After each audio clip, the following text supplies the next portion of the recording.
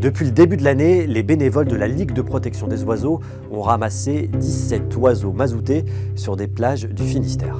7 échantillons de plumes mazoutées ont été envoyés au CEDRE, le Centre de documentation, de recherche et d'expérimentation des pollutions accidentelles de l'eau.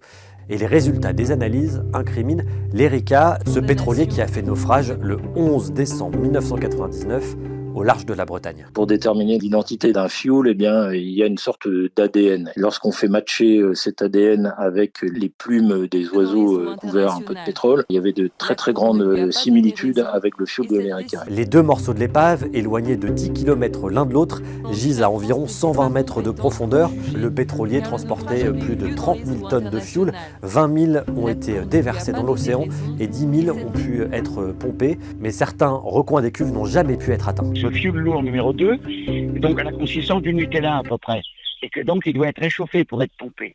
Et c'est quasiment infaisable. Les fonds des cuves sont quasiment impompables. D'autant plus qu'il y avait 14 cales sur l'Erika. Les raisons de cette remontée, ça pourrait être les intempéries qu'a subi la Bretagne ces dernières semaines, avec notamment des tempêtes avec des forts vents de sud, poussant ce pétrole de l'épave vers les côtes du Finistère Sud.